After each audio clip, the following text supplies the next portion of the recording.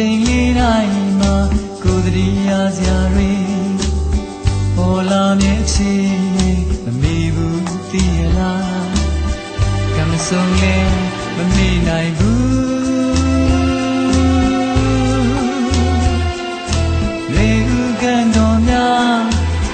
ဟောချမ်းနေလာဝေးစတင်ပြန်ဝေးမြဲ